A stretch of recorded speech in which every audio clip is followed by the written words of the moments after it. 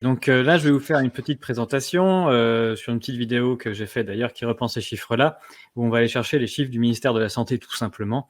Et c'est pour dire que non, les non-vaccinés ne saturent pas les réanimations, ni personne d'ailleurs. On entend partout, voilà, il y a 3000 personnes en réanimation actuellement. Alors, il n'y en a pas 3000 en réanimation. Hein. Toujours pareil, depuis 2 ans, il y a le gouvernement qui fait exprès de confondre réanimation et soins critiques. Pour mémoire, hein, les soins critiques, c'est composé de 3 services. Il y a les soins continus, les soins intensifs et les réanimations. Et donc, il y a bien ces 3-là à l'intérieur. Et donc, le gouvernement dit réanimation quand il parle de la totalité des soins critiques, qui est beaucoup plus grand. Et donc, il n'y a pas du tout 3000 personnes en réanimation, il y a 3695 personnes en soins critiques. Voilà, dans la division des 3, il y a beaucoup moins de personnes en réanimation qu'en service de soins continus, par exemple. L'AREA, c'est au bout. Donc voilà, ce défaut de langage, il a déjà été souligné par la Cour des comptes justement dans son document sur les soins critiques. Et la Cour des comptes dit clairement que le gouvernement exagère de faire à chaque fois l'amalgame. Donc voilà, vous allez chercher. Donc actuellement, il y a 3695 personnes en soins critiques pour une capacité totale française actuellement, donc qui est son niveau en dehors de toute réorganisation, voilà, où il y a 20 000, il y a 20 000 places disponibles. A priori, c'était le cas début 2020, à moins qu'ils en aient fermé plus, histoire de continuer à améliorer les choses. Donc voilà, 3695 personnes étiquetées Covid. Ça ne veut pas dire qu'elles sont venues là pour ça, elles ont été étiquetées après. Il y a une énorme différence entre les deux, on verra après. Mais voilà, donc ça fait 18%. Si on le représente, voilà ce que c'est. Je vous mets ici le nombre de lits à proportion, là, donc j'ai mis 100 lits. Donc en bleu, ce sont des lits de réanimation, évidemment, je fais l'erreur de langage moi aussi, des lits de soins critiques qui sont soit vides, soit avec un patient dedans, mais qui n'est pas du tout Covid-19. Et en rouge, ce sont les patients déclarés Covid-19 actuellement parmi l'ensemble des soins critiques.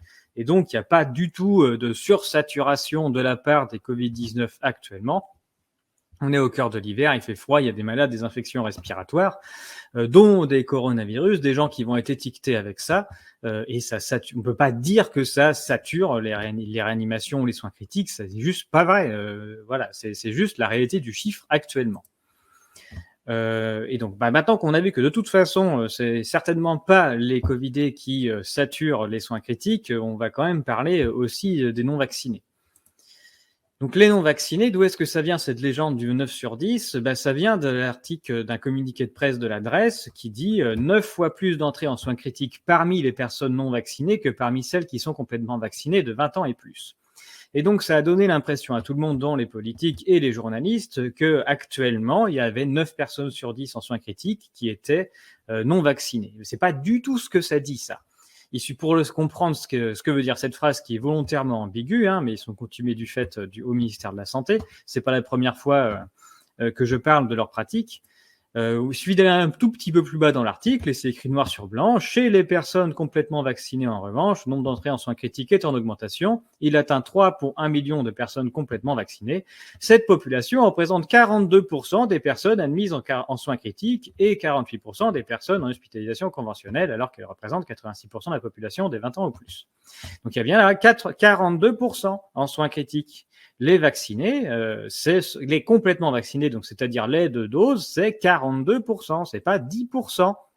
C'est juste une fois qu'ils font les ratios à taille de population comparable, voilà, ça fait 9 fois plus d'entrées en soins critiques que parmi celles qui sont complètement vaccinées. Donc ça, le 9 sur 10, c'est un ratio théorique. La réalité, c'était 42%, et là, on était ici au mois d'octobre, et ça a continué d'augmenter en défaveur, et plus ça va, plus il y avait de vaccinés à l'intérieur, pour arriver quasiment à 50-50. C'est ce qu'on pouvait voir sur les dernières communications de l'adresse. Et donc là, je vous mets à peu près ce que ça donnait avec les derniers chiffres de l'adresse. On était à 46-54. Donc voilà ce que ça donne. En soins critiques, voilà, les non-vaccinés, c'est 54% et les vaccinés, c'est 46%. Donc c'est pas du tout 9 sur 10, on est quasiment à la moitié. C'est ça la réalité des soins critiques actuellement, pas du tout 9 sur 10. Ce que dit en revanche l'adresse, c'est que la réalité du statut vaccinal actuellement, c'est qu'on est à peu près, donc là, au moment de leur étude, là, on est à 86% de vaccinés dans la population, des gens qui ont reçu 2 injections, ou bien une injection, une infection, etc., selon les comptages d'adresse. Donc, il y a une différence entre l'observé en soins critiques et la population générale. Et cette différence amène l'adresse à faire un calcul théorique. Si on imaginait qu'il y avait 50-50 dans la population générale entre vaccinés et non vaccinés, alors, en soi critique, si toutes les proportions se gardaient et qu'on était dans le monde idéal du probabiliste où tout était correctement calculé, alors on aurait 9 sur 10 en soins critiques. Mais ça, c'est un calcul théorique. Ça n'est pas du tout la réalité. La réalité, c'est le 50-50. Et donc, voilà, titrer sur faire croire qu'il y a une saturation des soins critiques à cause d'un calcul théorique, c'est faux. Une proportion théorique, ça sature rien. C'est des vrais gens qui sont dans les hôpitaux, pas des gens théoriques. Les vrais gens qui sont dans les hôpitaux, c'est 50-50. Une fois, je suis intervenu dans la ville où j'habite, puisque le maire voulait pas mettre de ralentissement dans une rue, où il disait que voilà, les gens circulaient convenablement, qu'il avait mis un radar et qu'en moyenne, les gens roulaient à 30 devant l'école, et où je suis intervenu en disant que de toute ma carrière de statistique, j'ai jamais vu un gosse se faire écraser par une moyenne. Un gosse, ça se fait écraser par une voiture. Il y a une fois une voiture qui roule trop vite, et si ça arrive trop souvent, et ben du coup, il y a un accident. C'est pas la moyenne qui écrase des gosses, c'est une voiture toute seule qui roule trop vite parce qu'on a une route trop droite, et donc il faut prendre des mesures. Ça n'a rien à voir. Donc voilà, les moyennes, c'est pas des vrais gens. Il y a personne qui ressemble à une moyenne. Donc non, les vrais gens en soins critiques, c'est à peu près 50-50 entre vaccinés et non vaccinés, et pas 90-10. Si je reprends mon graphique initial et que voici ce qu'ont la réalité des soins critiques actuellement, avec 18 lits occupés à peu près sur 100 dans les soins critiques par des patients qui ont la Covid, et que je vous mets les représentations du coup vaccinés non vaccinés. Je vais un petit peu plus loin parce qu'on a déjà vu dans le rapport de l'ATIH que d'une part, l'hôpital n'avait jamais été saturé en 2020, c'est pas vrai, ni même les soins critiques. Il n'y a pas eu de saturation France entière, ni à aucun moment, ni nulle part. Il y a eu des mauvaises gestions qui ont fait qu'on n'a pas soigné. C'est le record de non-soins en 2020 des Français. C'est pas du tout le record où il y a eu le plus de gens à l'hôpital, c'est plutôt un record où il y en a eu le moins, pas simplement parce qu'on leur empêchait de venir. Et donc, voilà, donc dans ces différents mythes qu'on a cassés, donc là on va casser le mythe des vaccinés qui saturent des non vaccinés qui saturent les réas. Ce qu'on a vu grâce à ces rapports de l'ATIH, c'est qu'il y a à peu près 20% des gens qui sont étiquetés Covid à l'hôpital et qui sont venus pour complètement autre chose.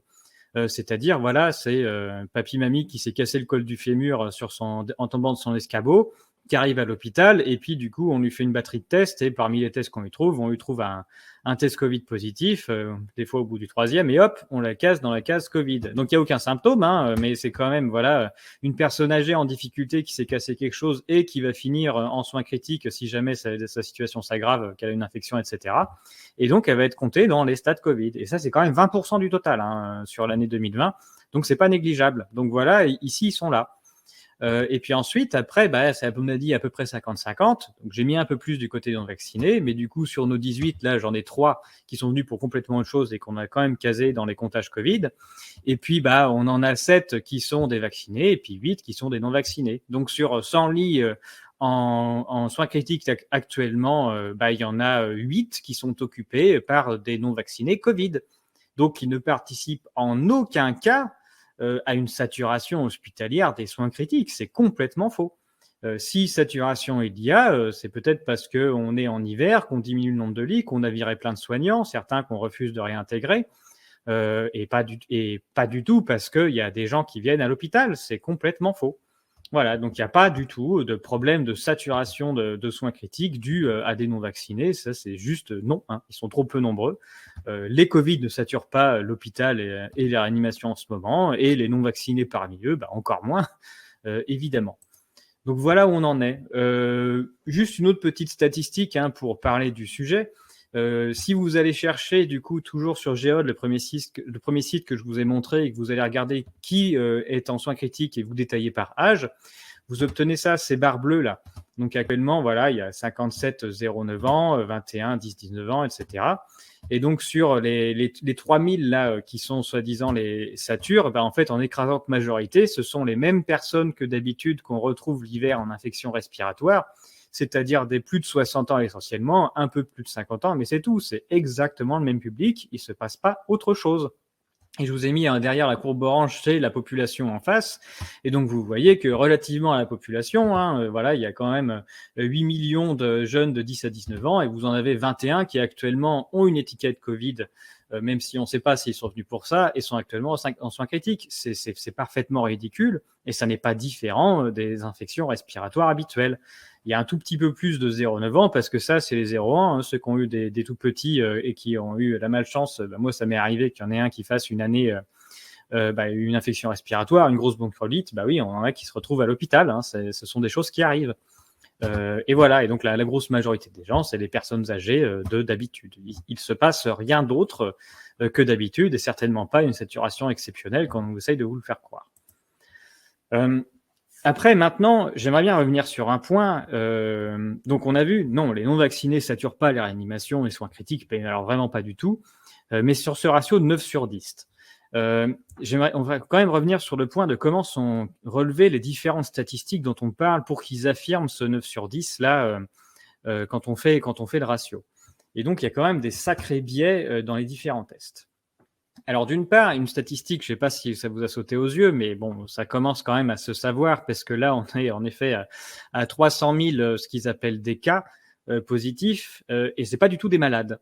Donc, c'est juste des gens à qui on demande d'aller se faire tester, qui vont se faire tester comme des dingues depuis tout le mois de décembre. Il y en a, rien qu'en décembre, on a dépensé 1 milliard d'euros.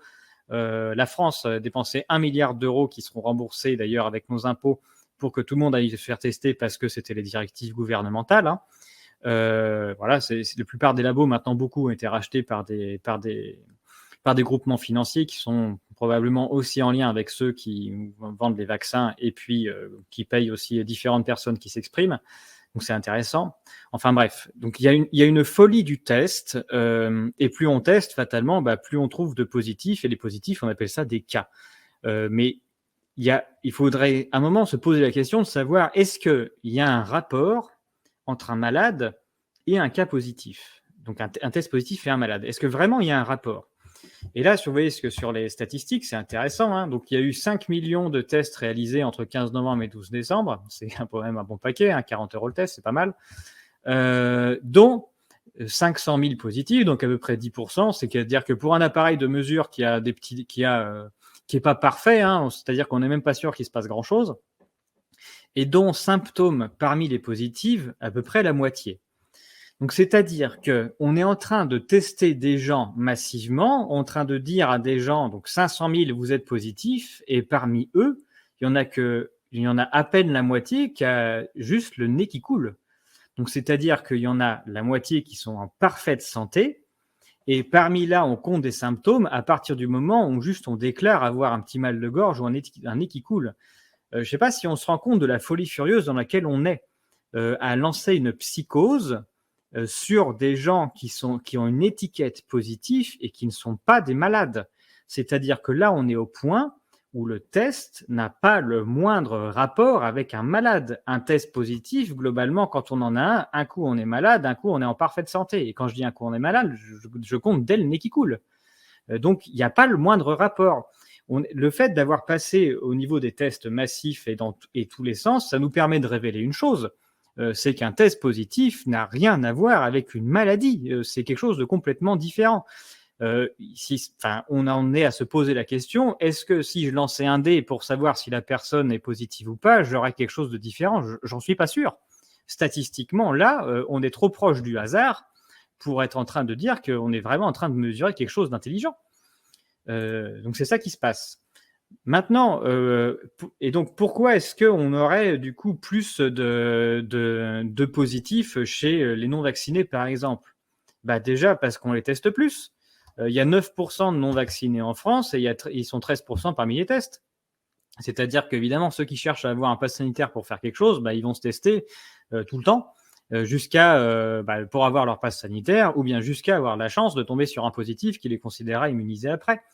Oui, c'est la magie de la chose. Hein. C'est-à-dire que vous avez absolument aucun symptôme, vous êtes en parfaite santé, vous accumulez les tests, tout d'un coup, on vous dit positif, et puis 2 semaines plus tard, vous en faites un, c'est négatif naturellement, et on vous êtes guéri d'une maladie que vous n'avez pas eue. Ça, c'est vraiment assez magique à quel point on en est. Mais donc voilà, si on teste beaucoup plus, les non-vaccinés, fatalement, ils ont une probabilité beaucoup plus forte de finir par tomber sur un test positif pour rien. Et dans ces cas-là, ils vont être surreprésentés parmi les gens considérés Covid. Tout simplement, imaginons que vous avez une chance sur 10 d'être positif, quoi que vous ayez. vous lancez un dé, les vaccinés, vous leur faites lancer qu'un dé, puis les non-vaccinés, vous leur faites lancer 2 dés, ils ont 19 chances sur 100 d'être positifs, et puis 4 dés, ils ont 35 chances sur 100 d'être positifs.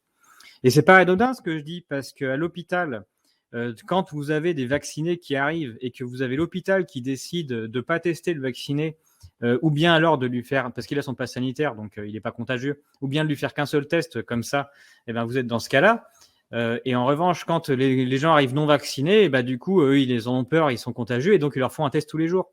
Et dans ces cas-là, plus vous multipliez les tests, plus vous avez de probabilité de tomber sur un positif, et vous n'avez rien mesuré, vous n'avez pas mesuré de lien entre la maladie et le test. Et donc, l'hôpital va déclarer une personne Covidée parce qu'elle est non vaccinée, parce qu'il va la tester tout le temps. Donc ça, c'est un biais qui est énormissime. Il y a un autre biais aussi dans le résultat de l'adresse qui est que le fait que, ayez ça en tête, l'adresse, le ministère de la Santé ne sait pas qui est non vacciné. Ils en ont aucune idée. L'adresse et le ministère de la Santé ont une base qui renseigne les vaccinés, c'est-à-dire les gens qui ont reçu des injections et qui ont été proprement dans la base. Ceux-là, ils sont dans la base qui s'appelle Vaxi. Donc c'est ça la base qui contient une ligne par personne. Ils ont aussi une autre base qui est différente qui s'appelle SIDEP. C'est à chaque fois que vous allez faire un test, pour ceux qui font des tests, si vous n'avez jamais fait de test, vous n'êtes pas dedans.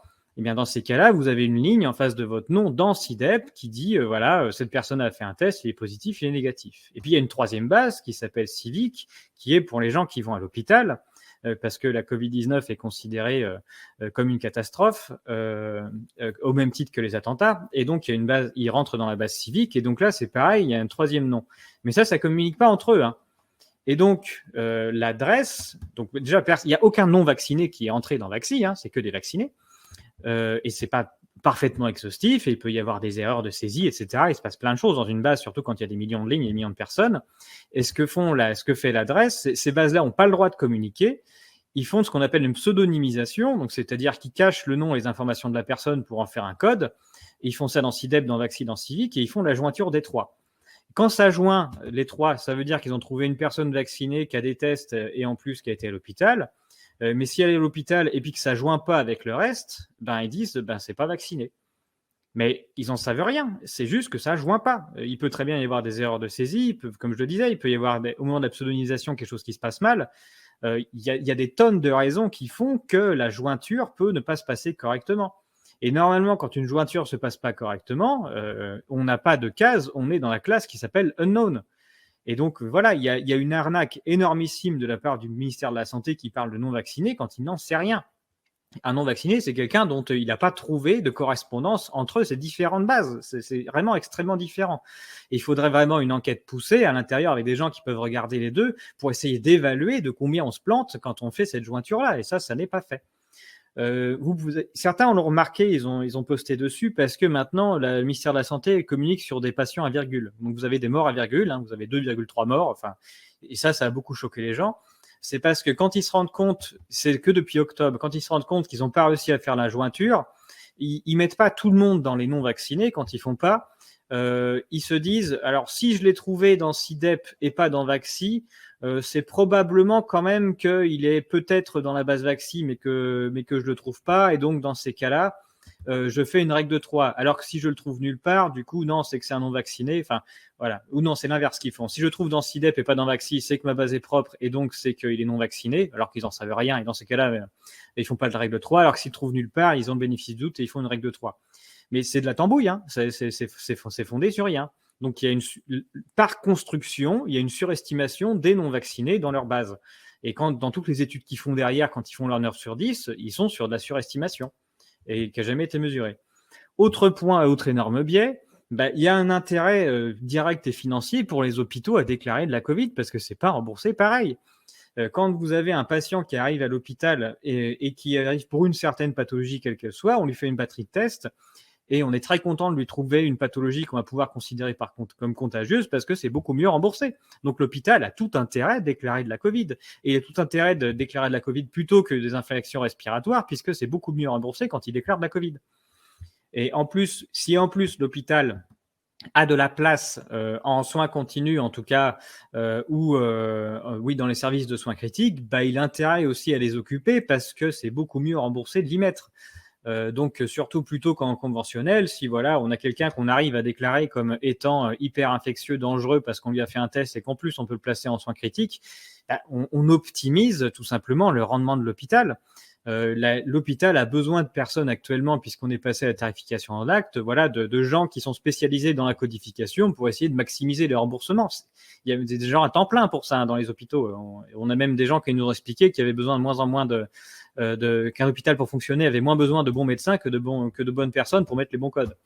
Donc voilà, il y a un intérêt. Donc ça, c'est un biais qui est énorme aussi. Il y a aussi une différence de traitement. Et ça, c'était énorme, cette phrase-là. Moi, ça m'a choqué en tant que statisticien, mais je ne sais pas si beaucoup de monde l'a vu. Il y a Olivier Véran qui a exhorté ceux qui avaient des faux passes, soi-disant, à l'annoncer, car la prise en charge n'est pas la même selon si vous êtes vacciné ou non. Et vous avez sur Internet des protocoles hospitaliers où le statut vaccinal est une porte d'entrée du protocole. C'est-à-dire qu'on demande à l'hôpital que si la personne est vaccinée, ben, on la renvoie chez elle avec une hospitalisation à domicile ou bien du traitement à domicile, mais on la renvoie chez elle. Alors que si la personne est non vaccinée, on la garde. Bah, du coup, ça fait une différence statistique. Si vous gardez les non-vaccinés, bah, il y a plus de non-vaccinés à l'hôpital. Enfin, c'est mécanique. Ça s'appelle un biais de protocole. Enfin, les statistiques ne sont que le résultat du protocole de comptage qu'on met en place. Si vous gardez les non-vaccinés, bah oui, il y en aura plus. Ça, c'est un peu mécanique. Et puis enfin, ça je l'ai déjà montré, il y a un biais aussi énorme qui est sur voilà, l'affiliation au pouvoir de certains hôpitaux. Ça, c'est dans le rapport de l'ATIH, enfin plutôt dans Scan Santé qui l'accompagne. Vous voyez que le nombre de séjours Covid déclarés par les hôpitaux dépend furieusement d'à quel point les hôpitaux, pendant l'année 2020, ont montré une certaine allégeance au pouvoir en place. Et ce sont ceux qui ont déclaré le plus de Covid qui ont le moins soigné. Ça, c'est marrant, c'est parfait. Plus un hôpital a déclaré de Covid, et moins il a accueilli de personnes pendant l'année. Et donc l'Île-de-France, évidemment, vient tout en haut et bien en tête sur tous ces indicateurs-là. Et j'avais remarqué, hein, ici c'est l'année 2020, mais voilà, en Provence-Alpes-Côte d'Azur, une inversion énorme qui s'est passée cet été au moment de changement de direction, où tout d'un coup on s'est mis à trouver en Provence-Alpes-Côte d'Azur des records de nombre de Covid par rapport au reste de la France. Donc ça, c'est aussi voilà, des signes statistiques qui doivent nous mettre la puce à l'oreille, quoi. Quand la couleur politique des décideurs change totalement les statistiques comptées Covid, c'est qu'il se passe un truc, quoi. Les chiffres, ça parle.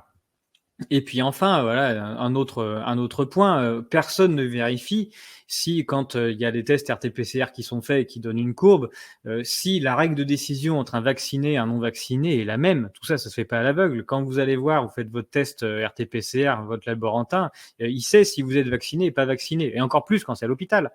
Et donc dans ces cas-là, voilà, ils ont pour consigne de dire bah oui, mais non, mais les vaccinés, ils sont pas contagieux parce qu'on décide qu'ils sont pas contagieux ou pas en danger. Bah dans ces cas-là, avec un nombre de cycles de 30 cycles, on dit que c'est négatif, alors qu'un non vacciné, bah non, lui c'est pas pareil. Du coup, on dit que c'est positif. Mais dans ces cas-là, c'est la règle de décision qui donne les différences entre vaccinés et non vaccinés. Ça n'a rien à voir avec un statut malade ou pas malade. Oui, pour finir, c'est bien ça. Pour résumer, on en est quand même au point où quand on voit les résultats des tests, on n'est pas du tout sûr qu'il se passe autre chose qu'un espèce de hasard généré ou une espèce de loterie de tests qui n'a plus rien à voir avec des malades, quoi. Où on se teste pour savoir quelque chose et puis ça tombe, c'est positif, ça tombe, c'est négatif. Mais au final, vous avez vu qu'il y a une chance sur deux d'être malade ou pas et qu'avec le nez qui coule. Donc je crois que finalement, la psychose actuelle qui est basée en essayant de pousser les gens à se tester pour se croire être positif, on est sur le malade imaginaire de Molière ou Dr Knock, quoi. Il y a des vrais gens jusqu'ici quand même, il y avait des gens qui étaient malades l'hiver, qui allaient se faire soigner, et le principe d'être malade, c'est un état physiologique qu'on reconnaissait, quoi. J'ai l'impression, on se sentait malade. Là, on est passé sur quelque chose qui est de complètement d'irréel, où on a des gens qui vont très bien, en grande majorité. Hein. D'ailleurs, je ne vous ai pas montré, mais c'est 75% des gens qui se font tester, c'est des gens doublement vaccinés, hein, et donc qui n'ont pas de symptômes. Des gens doublement vaccinés, donc voilà, qui se disent qu'ils allaient se vacciner pour se protéger quelque chose, et là, ils n'ont pas de symptômes, et ils vont se faire tester pour savoir s'ils sont malades. Mais Je ne sais pas si on se rend bien compte de la folie furieuse dans laquelle on se trouve. Et si par malchance, cette personne-là a un test positif, elle va se dire qu'elle est malade à ce moment-là. Et pire, c'est-à-dire qu'on est en train de faire croire aux gens qui ont des tests positifs qui sont malades alors qu'ils ne le sont pas, et qu'en plus, ils seraient dangereux pour les autres avec le principe de contagion. Je l'ai déjà dit, je vais le redire. Avec les statistiques qui sont à ma disposition, à la fois sur les malades ou bien sur les décès, je ne parle pas des tests, je n'ai pas la moindre preuve qu'il existe quelque chose qui se donne d'une personne à une autre. Voilà, j'ai des gens qui meurent à certains moments de l'année, dans certaines périodes, des gens qui sont malades aussi, qu'il faut prendre en charge, mais affirmer comme ça, brut de blanc, qu'on a des personnes qui sont dangereuses pour les autres, il n'y a pas le moindre argument scientifique, et surtout pas statistique, qui puisse permettre de l'affirmer. Voilà, et donc c'est le sens de ma présentation, c'est ça, il faut arrêter avec cette folie qui consiste à faire confiance à un test qui est faillible et qui montre quelque chose pour savoir si on est malade. Il faut arrêter ça. Il faut arrêter de faire croire aux gens qui sont malades et qui sont dangereux pour les autres quand ça n'est pas le cas. Merci beaucoup, Pierre. Important que tu reviennes toujours sur ces biais en fait statistiques qui sont encore une fois une distanciation par rapport au réel. Simplement, quand le virtuel prend toute la place et qu'on oublie que derrière, il y a des vrais gens, il y a des vrais malades, il y a des gens qui ne sont pas malades et qui vont bien, même s'ils ont un test positif. Et tu l'avais dit d'une manière très imagée en disant que si tous les jours, je me faisais un test de grossesse, je finirais par être enceinte. Alors que, non, quoi. Donc, oui, c'est ça, on aurait des grossesses asymptomatiques. Voilà, on a un test positif de quelqu'un qui va très bien, c'est un cas asymptomatique. Ouais, vous faites pipi sur un test de grossesse, vous êtes un homme, il est positif et ça arrive. On est tous différents, on a probablement tous des oestrogènes à différentes phases, même pas forcément les mêmes dans la journée ou dans la vie qui sont les mêmes, et on peut très bien tomber sur un test positif. Et puis ça a une certaine sensibilité, quoi. Les tests, c'est pas parfait. Et du coup, ouais, on aura une case de grossesse asymptomatique. On peut aller plus loin. Si jamais je tombe sur un test de grossesse positif, moi un homme, et que derrière on m'explique, on expliquait que je suis contagieux et que tous les hommes autour de moi étaient obligés de faire des tests de grossesse, on aurait des clusters. Donc c'est-à-dire qu'avec la manière de compter actuelle et de faire croire aux gens qu'il se passe quelque chose et la manière dont on gère les tests, on n'a pas les statistiques qu'on observe ne sont pas une preuve qu'il se passe autre chose que du hasard de test. On en est là. Et donc c'est ça qu'il faut dire. Les statistiques, ça marche pas comme ça.